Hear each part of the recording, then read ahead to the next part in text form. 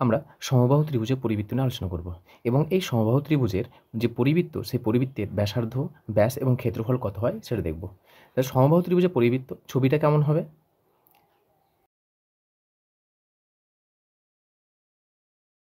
পরিমাণে আমরা জানি যে বাইরে, তো দেখো ভিতরে আমাদের একটা ত্রিভুজ রয়েছে এ বি সি।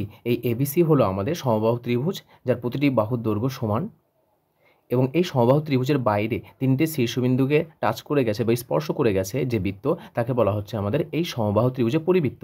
পরিকথার অর্থ হচ্ছে বাইরে। সো ভিতরে কে থাকবে? ভিতরে থাকবে ত্রিভুজ এবং এই ত্রিভুজের বাইরে থাকবে একটা বৃত্ত। বৃত্তের কেন্দ্র ধরে নাও ও হলো বৃত্তের কেন্দ্র। তো এবং এই যে সমবাহু ত্রিভুজ, এদের মধ্যে আমরা কিছু একটা সম্পর্ক পাই। যে সম্পর্কটা হলো, যদি আমরা এই এ শীর্ষবিন্দু থেকে বিসি বাহুর উপর লম্ব অঙ্কন করি এডি, তাহলে বলছে এই যে আমাদের এ ও, এই এ ওটা কী বলো তো? এই এ ও হলো আমাদের ও কেন্দ্রীয় বৃত্তের ব্যাসার্ধ। তাহলে ও এ বা এ ও বলতে পারো ইকুয়ালস টু বৃত্তের ব্যাসার্ধ। চিত্রে লিখে নাও, চিত্রে এখানে কি আমাদের ত্রিভুজ এ বি সি হলো সমবাহু ত্রিভুজ এবং ও সমান ত্রিভুজ এ বি সি এর পরিবৃত্তের কেন্দ্র। এখানে যে আমাদের সমবাহু ত্রিভুজ রয়েছে, এই সমবাহু ত্রিভুজের পরিবৃত্তের সঙ্গে আমরা সমবাহু ত্রিভুজের বাহুর একটা সম্পর্ক পাই। যে সম্পর্কটা হলো এ ও বা ও এ সমান 2/3 গণিত এডি। যে কোনো সমবাহু ত্রিভুজের পরিবৃত্তের সম্পর্ক হলো যে এ ও রয়েছে, এ ও হলো আমাদের এই যে বৃত্ত রয়েছে পরিবৃত্ত, সেই পরিবৃত্তের ব্যাসার্ধ। এই পরিবৃত্তের ব্যাসার্ধের দৈর্ঘ্য হয় 2/3 কার? এডি। এডি মানে হচ্ছে আমাদের সমবাহু ত্রিভুজের উচ্চতা। সো এখানে এডি হলো কি আমাদের? এডি সমবাহু ত্রিভুজের উচ্চতা। সো আমরা যদি এ ও ব্যাসার্ধের মান যদি আমরা আর বলি এবং উচ্চতা যদি আমরা এডি বলি, তাহলে 2/3 ইন্টু এইচ। সো এই সম্পর্কটা মনে রাখবে।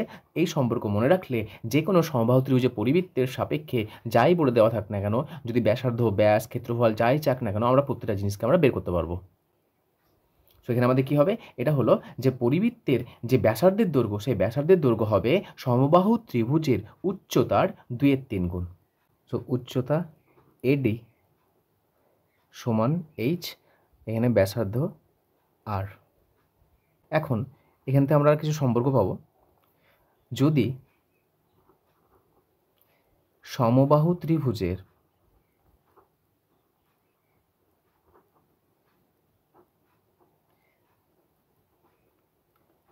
বাহুর দৈর্ঘ্য ইকুয়ালস টু এ হয়, তবে এই সম্পর্ক বলো। 1 নম্বর, আমরা জানি এখানে হচ্ছে আর হলো কি? বৃত্তের ব্যাসার্ধ।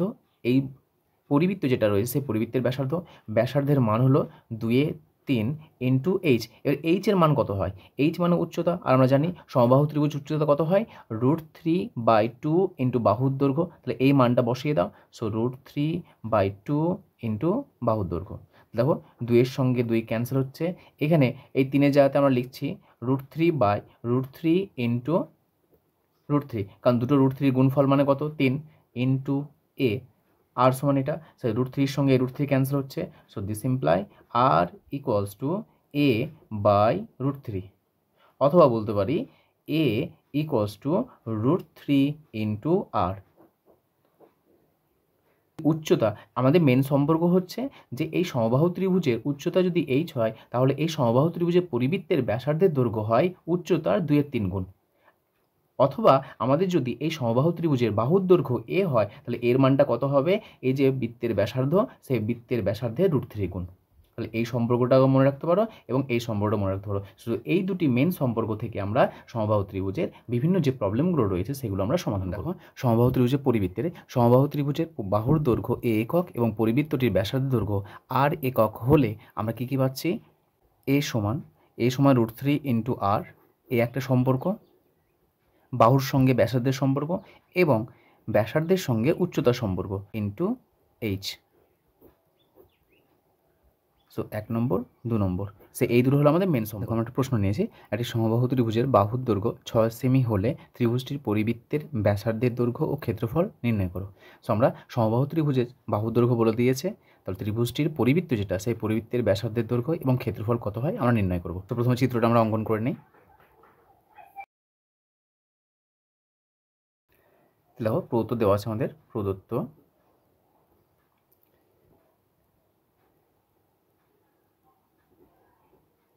ত্রিভুজটির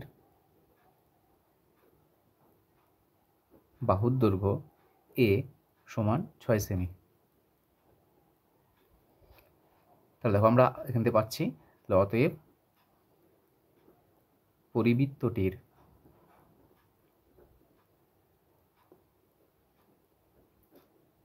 ব্যাসার্ধের দৈর্ঘ্য √3 ইন্টু আর সমান a. So √3 into r equals to a মানে কত, 6 সেমি বলে দিয়েছে, মানটা বসাও 6।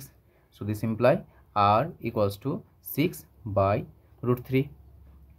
সো দেখো এই √3 যেটা নিচে আছে, তো উপর নিচে আমরা কি হচ্ছি √3 দিয়ে গুণ করে দিচ্ছি, উপর নিচে √3 দিয়ে গুণ করো, তো 6 ইন্টু √3/√3 ইন্টু √3। তো দেখো এটা কত আসছে আমাদের, দুটো √3 গুণফল কত হয় আমাদের 3 হয়, কারণ √3 ইন্টু √3 এটা হয় আমাদের √3 তার হোল স্কোয়ার, আর এটা মানে কত হয়ে যায় 3 হয়ে যায়, কারণ √3 মানে কত, √3 ইকুয়ালস টু হচ্ছে এটা আমাদের 3-এর মাথায় 1/2। তাহলে দেখো 1/2 যদি হয় তাহলে 1/2 ইন্টু 2, 2 ক্যান্সেল হয়ে যাচ্ছে, সূচকের নিয়ম অনুযায়ী ভ্যালু কত হচ্ছে 3। সুতরাং আমরা দুটো √3 গুণ করলে সেটা ভ্যালু কত হয় 3। সো এটা 3 6√3। সো এটা যদি কাটাকাটি করি কত আসছে, 3 একে 3, 3 দুগুণ 6 ইকুয়ালস টু 2√3। অতএব আর ইকুয়ালস টু 2√3 সেমি। দেখো এটা আমরা পেলাম সমবাহু ত্রিভুজের যে পরিবৃত্ত, সেই পরিবৃত্তের ব্যাসার্ধের দৈর্ঘ্য পেলাম 2√3 সেন্টিমিটার। তো ক্ষেত্রফল কত হবে, তাহলে অতএব পরিবৃত্তটির